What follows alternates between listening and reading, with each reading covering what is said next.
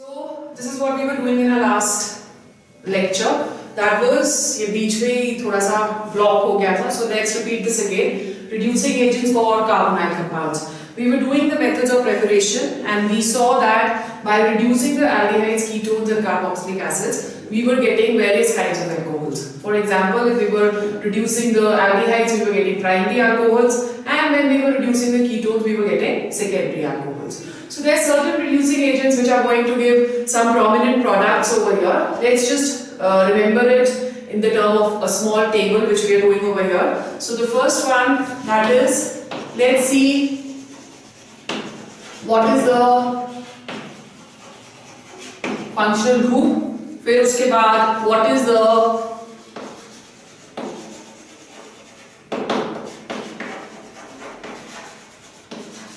reduction product, and then possible reducing agents which we can use.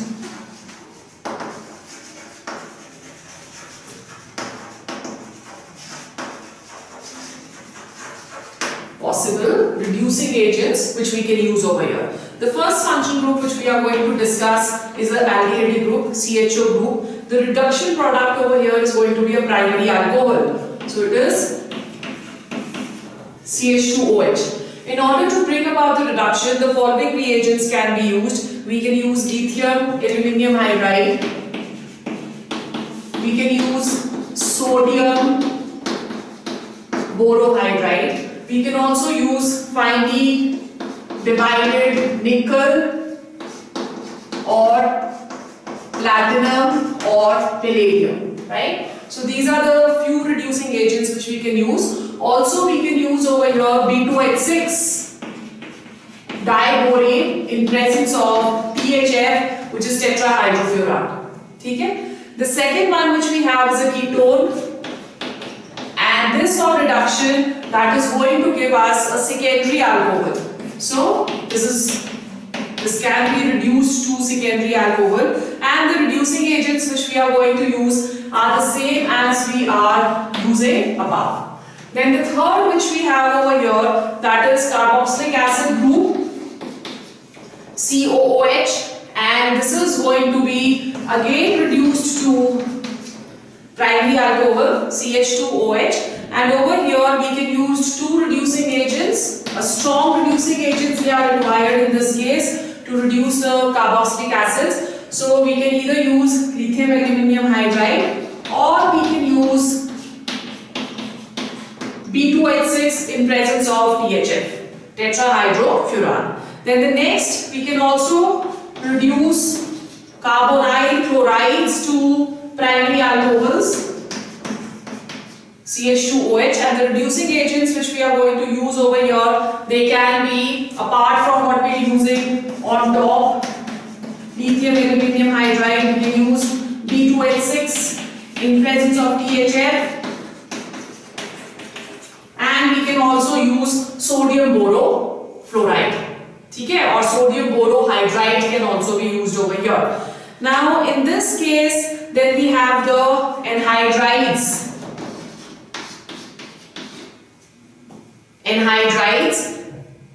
Anhydrides, they can be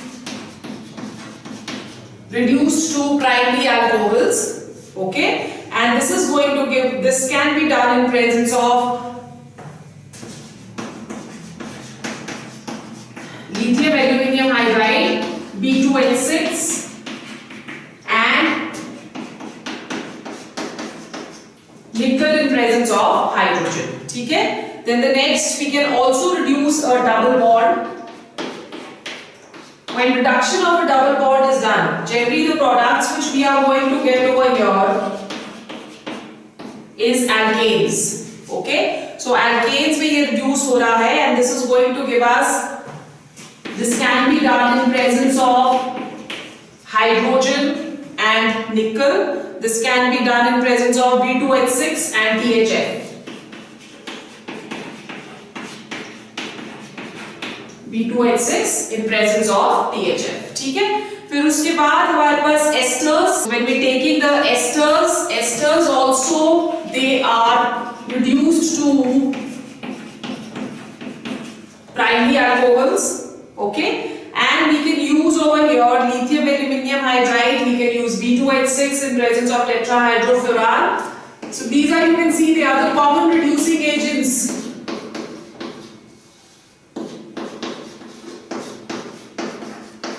Which we are using again and again. And we can also use over here nickel in presence of H2. Okay? So these are the reducing agents which we can use. And if we're taking the alcohol that can be reduced into alkane in presence of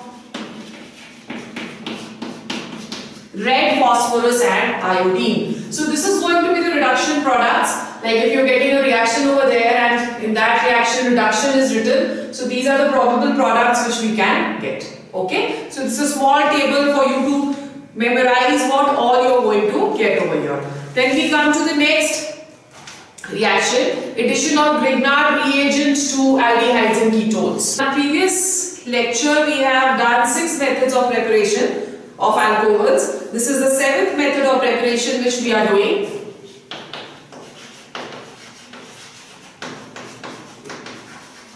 Addition of Grignard reagents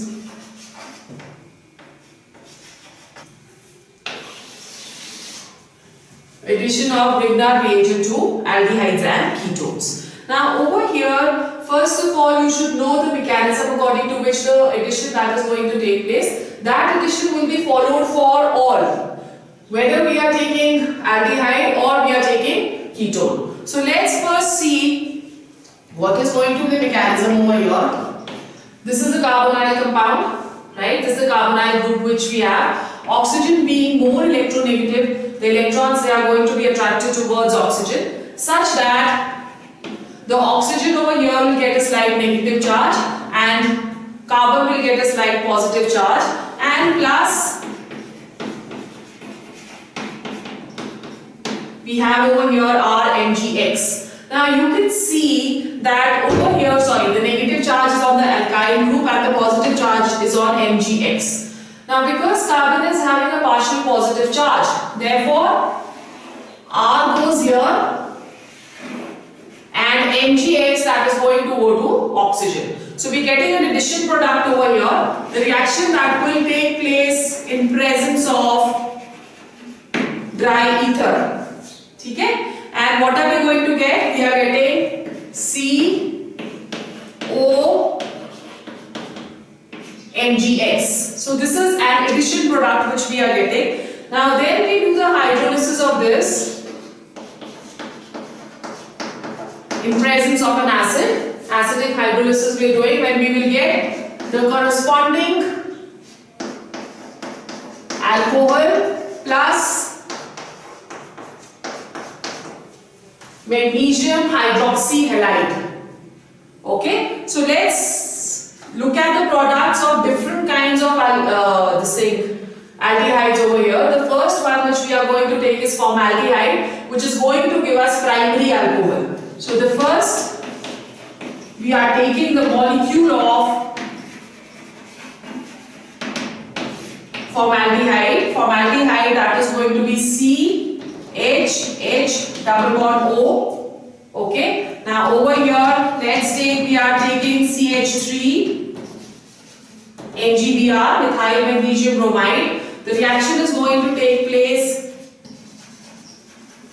in presence of dry ether. Now CH3 over here will go and attack at the carbon atom, and MgBr that will attack at the oxygen atom, such that we are going to get an addition product over here.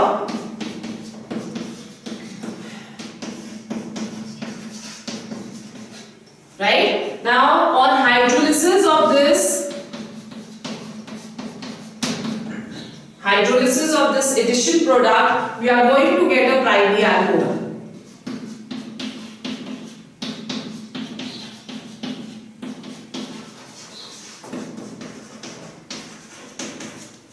Okay, so it means that formaldehyde that is going to give us primary alcohol. If we are doing the, or we are, you can say, reacting Grignard reagent with ethylene oxide, ethylene oxide is a cyclic compound. So this is ethylene oxide. We are going to react this with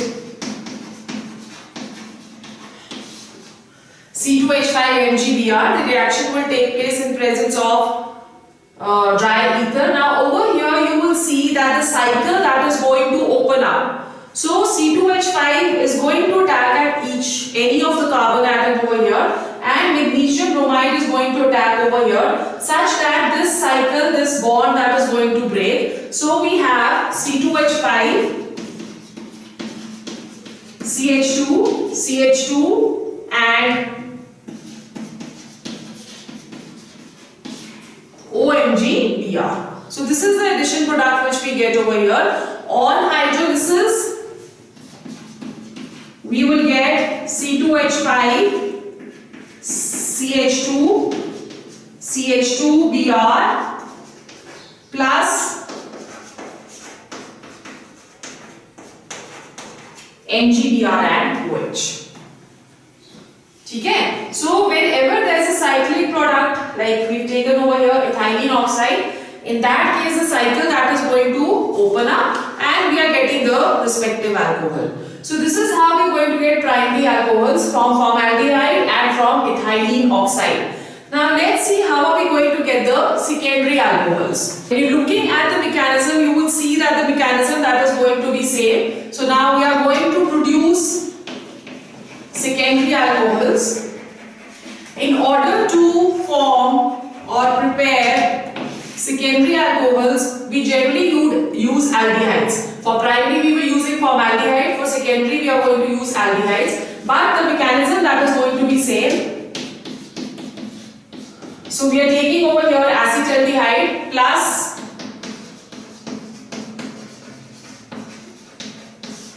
so CH3 is going to attack at the carbon, MgBr that will attack at the oxygen, such that we have an addition product over here.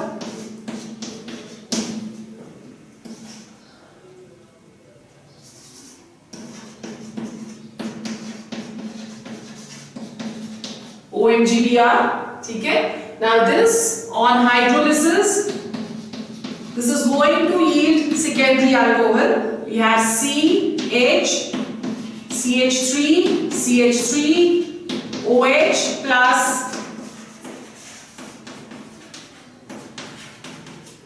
MgBr and OH. Okay? In a similar manner, if we have 2-alkyl oxidane, 2-alkyl oxidane is again a cyclic product over here, which can be written in bond line notation like this. This is 2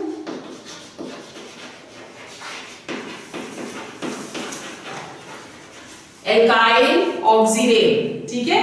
Now this we are reacting with RMgX. Now over here it will be seen that again MgX that is going to attack where? It will attack at the carbon, but it will attack at the third position over here. So if you are having one, this is second position and this is the third position. Now R from here that is going to attack at the third position, and again the cycle that is going to open up. Okay? So what do we have over here? We will have R, and then this is going to be present. This is going to give us secondary alcohol. So we have R, CH2, CH, CH3 and OH. Okay? This CH3 is this group which is present over here. So this is going to be given, this is going to give us what? It will give us a secondary alcohol. Plus it will give us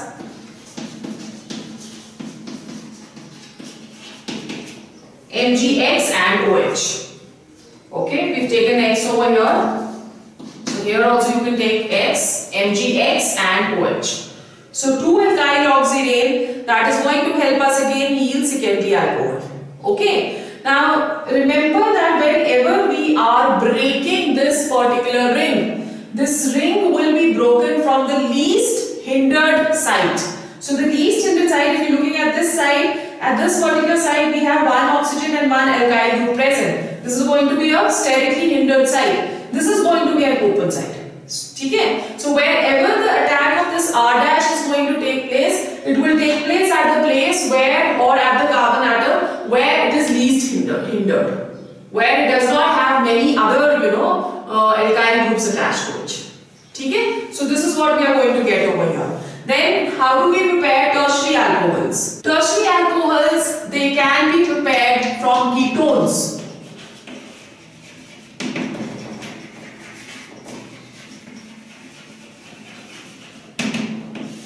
Tertiary alcohols, they can be prepared from ketones. So we have over here R dash, double bond O plus, let's take over here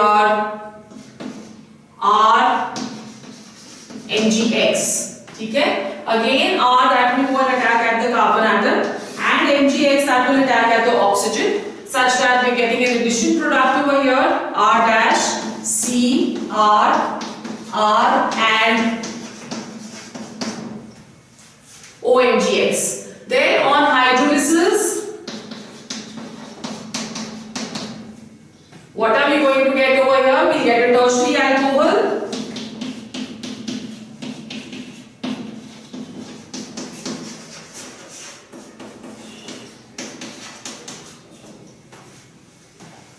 Right? So you can take X over there because we've taken X in the beginning. So you can take X over here.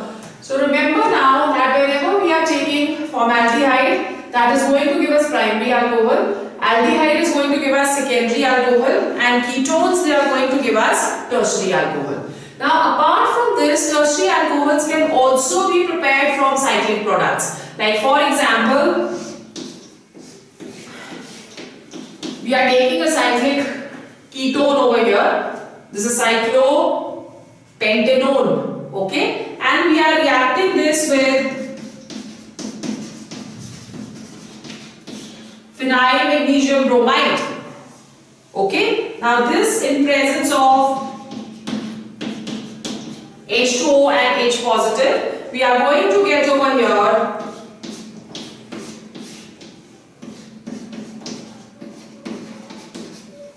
phenyl and OH, right? A cyclic product only, but this is a secondary alcohol, sorry, a tertiary alcohol which we got over here, and we have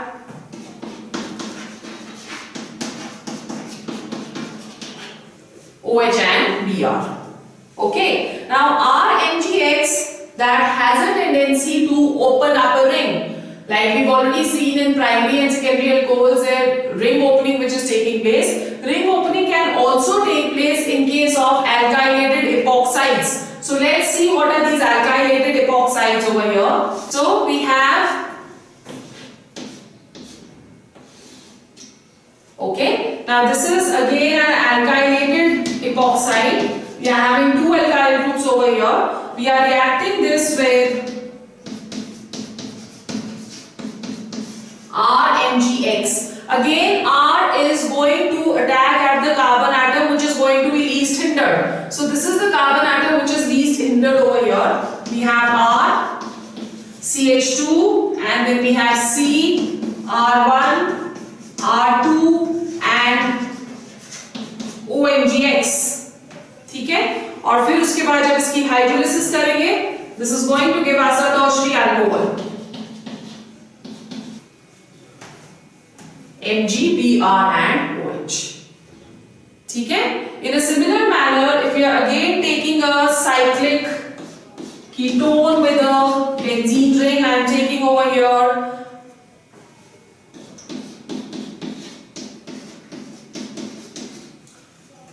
phenylpropanone, okay, and we are reacting this with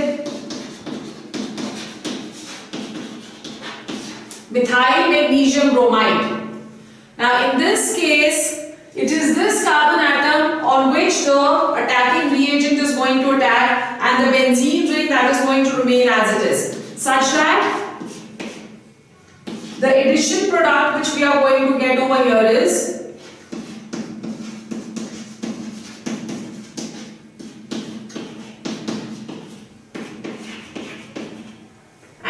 CH3. ठीक है, so this is on hydrolysis.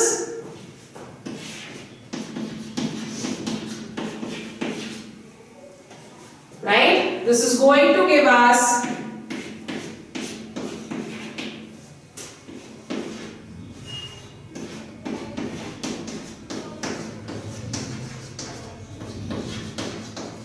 CH3.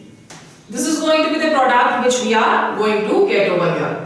Okay, and how are you going to name this? We have 3 carbon atoms in a chain. Okay, so this is going to be 1 phenyl, 3 भी क्या 4 carbon atoms in a chain. We have 1, 2, 3 and 4. So 2 phenyl butane 2 ol. This is going to be the IUPAC name. 2 phenyl butane 2 ol. So this is how addition of Grignard reagent that takes place in presence of a Grignard reagent. The formaldehyde that is going to give us primary alcohols, right? Then aldehyde that is going to give us secondary alcohols, and ketones that is going to give us tertiary alcohols. Then the next topic is addition reactions of alpha beta unsaturated aldehydes and ketones with Grignard reagent. So we have over here addition reactions of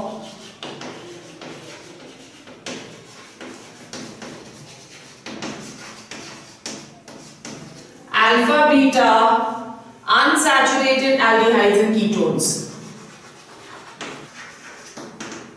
The reaction over here that is again going to take place with Grignard reagent, right? Now it is seen that Grignard reagent that can very readily add or very easily attack at alpha beta unsaturated aldehydes.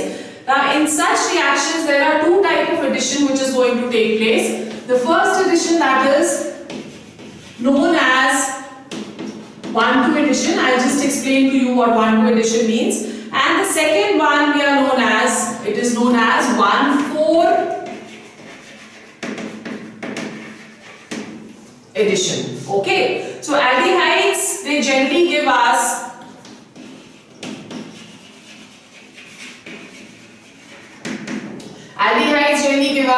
one, 2 addition products.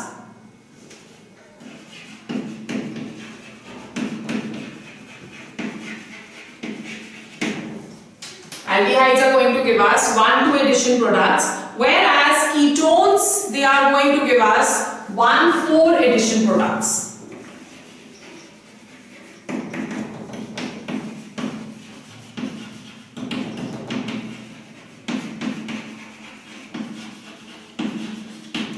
Right? 1, 4 addition products. Now over here, let's take an example. Alpha beta unsaturated hydrocarbons means that the double bond is between alpha and beta carbon atoms. So we're taking over here one example.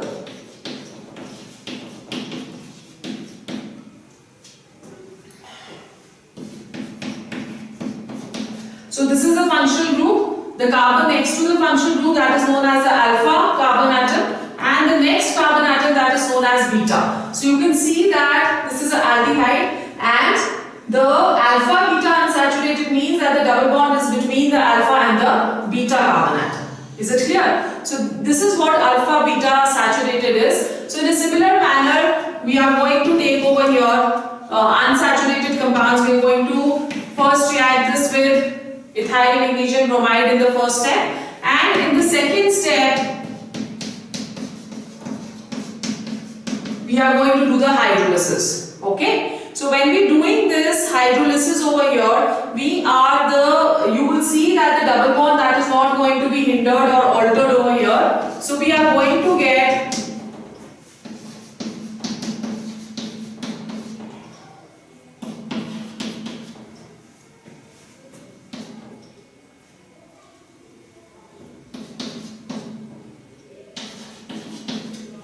CH3. Okay, so this is going to be the compound which we are getting. Let's name the compound over here. If this is the functional group, so we have 1, 2, 3, 4. 4 phenyl but 3E 2-ol. This is going to be the name of the compound. So you can see that there is no change in the double bond. Double bond is not getting hindered at all. In a similar manner, if we are getting a ketone, okay, 1,2 addition product means what? That the addition that is taking place and at the first and the second carbon atom, right? Or if you're taking this is the first carbon atom and this is the second carbon atom. So addition is taking at the first and the second carbon atom. Aldehydes that is giving us 1,2 addition products. So if we're taking a ketone over here,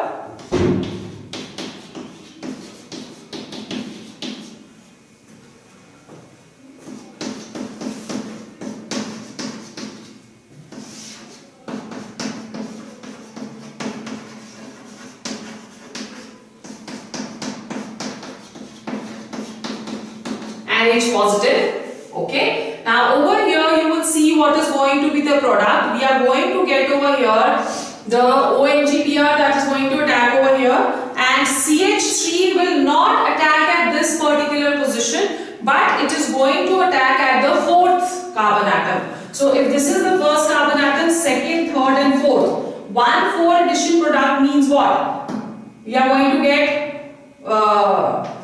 one of the substituents that is going to attack at this and the second one that is going to attack at this position. So what do we have over here? We have C6, H5, CH, CH3. So over here the double bond that is going to be shifted at this particular position, OH and CH3. This is going to be your product when we are reacting it with ketones. Okay, now this form that is known as the enol form. The enol form can easily tautomerize to the keto form. So keto form means what? This is going to shift here, the double bond will shift here, and the hydrogen is going to shift at this position such that we are going to get the keto form over here. Keto form means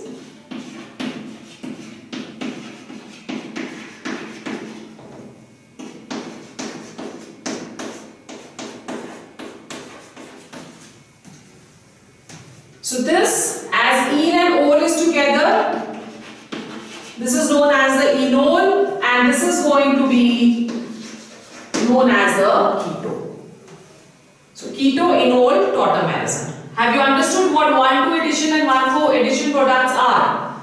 Okay, so over here you can see that there is, when aldehydes we are taking, there is going to be no change in the double bond. But when we are taking the ketone, the double bond that is going to shift and the methyl group that is going to attach at the fourth carbon atom. So this is what 1,4 addition and 1,2 addition means. Okay. Then we can also get alcohols by fermentation of carbohydrates. We can also get alcohols by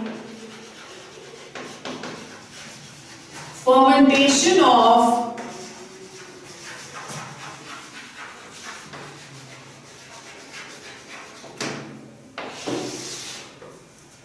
carbohydrates. Okay. So we have over here C12, H22, O11. This is sucrose. When this is hydrolyzed in presence of an enzyme invertase, this gets hydrolyzed to one molecule of glucose and one molecule of fructose.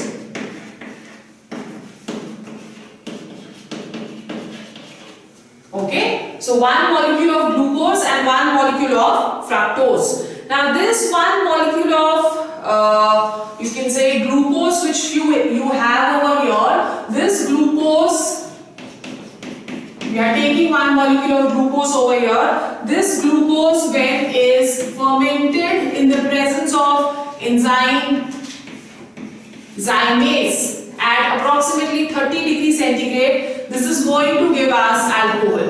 So this is how alcohol is formed as a beverage in all the wine industries.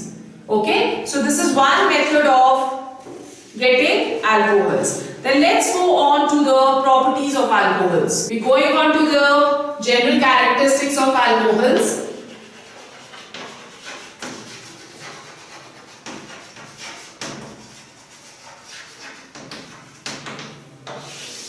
General characteristics of alcohols. let's go on to first the physical properties.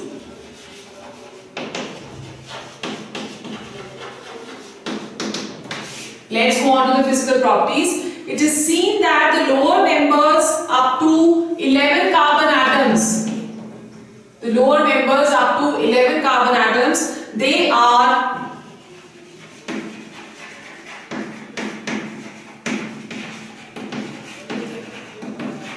colorless liquids. Okay? And the higher members, that is more than 11 carbon atoms, they are going to be waxy solids.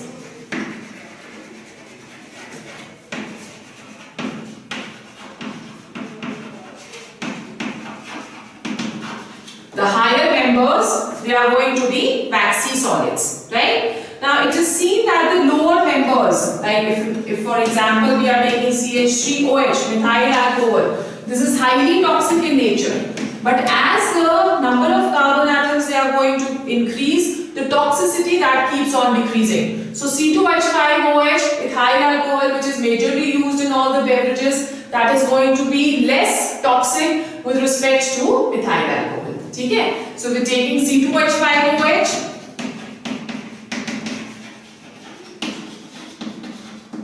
This is going to be less toxic. Okay? Then we have alcohols. They are going to be neutral substances. Generally alcohols are acidic, but their acidic character is very, very less. So it is seen that alcohols, they are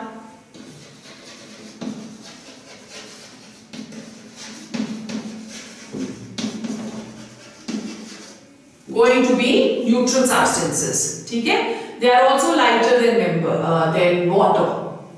Okay, that is the reason, you know, why whenever they kind of, what you can say is that the forces of attraction, they are going to be less as in water. Right? Now they are going to be highly miscible in water.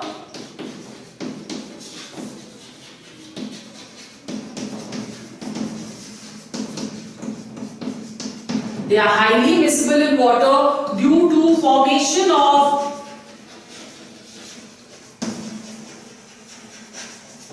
hydrogen bonds. Due to formation of hydrogen bonds with water.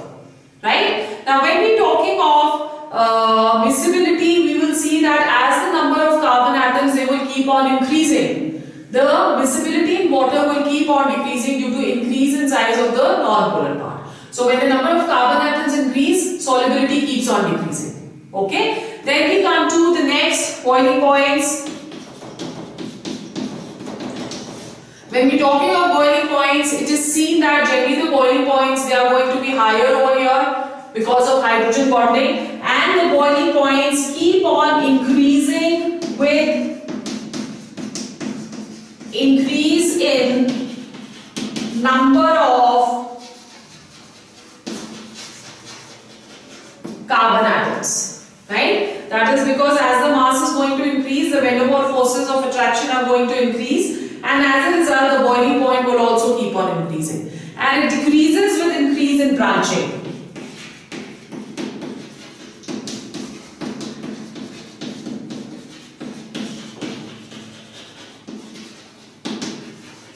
It decreases with increase in branching. Why? Because with increase in branching, the surface area that is going to decrease, and when the surface area decreases, van der Waals forces of attraction, they are going to decrease, and hence the boiling points that will also decrease. Is it clear? And the higher boiling point, as I just told you,